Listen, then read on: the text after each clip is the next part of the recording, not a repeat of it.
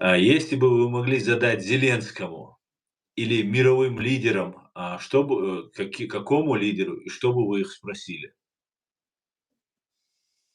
Ну, если Зеленскому, я бы Да, сказал, что Зеленскому вопрос такой задал бы, что необходимо строго действовать в рамках международного права, это понимаете, и поэтому ваше поведение, ваша деятельность мы одобряем.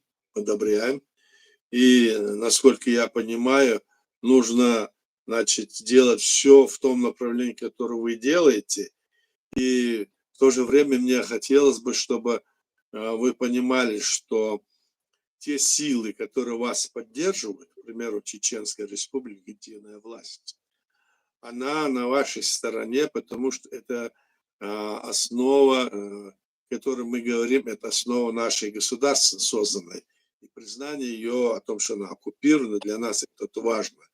И хотелось бы спросить вас, какой причина есть у вас, по какой причине вы задерживаете, скажем, признание, допустим, легитимной власти людей, тех, которые являются полномочными представителями членского государства в лице президиума правительства, представительства, парламента и других органов власти. По какой причине? Вот этот вопрос я задал бы Зеленскому, потому мгм. что этот вопрос как бы, значит, обнадежил бы и другие народы, скажем, бывшего Советского Союза, что вот так вот объявлено, а дальше вопрос не идет, а разного рода самозванцы, которые не имеют никаких полномочиями, они находятся в Украине и выставляют себя частью чеченского государства.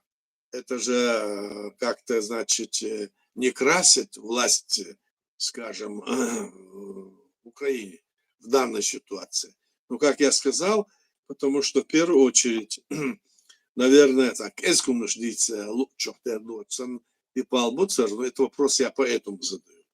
А Мгм. Трампу и ему я задал вопрос, что мне кажется, что вы, господин Дональд Трамп, могли бы все же решить этот вопрос и поставить власть империи, Российской империи, на свое, как говорится, место, и чтобы там власть сменилась, потому что они незаконно действуют. Почему вы это не делаете? Почему вы говорите, что а, он не нападал, что это Украина развязала войну?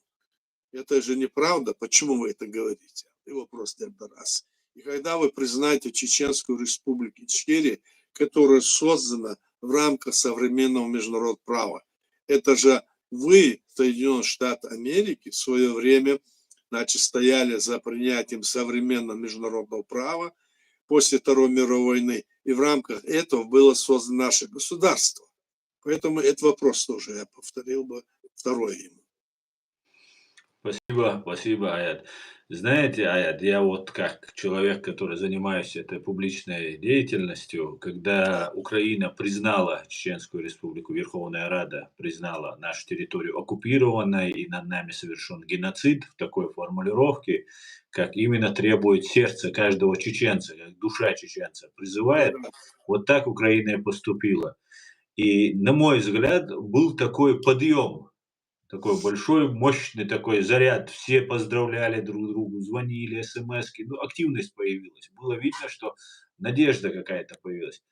И потом, когда там оказался Закаев и вот его вот эта компания, после этого просто у всех опять пауза. Как мы все сидим вот в режиме паузы, вот опять на эту паузу сели.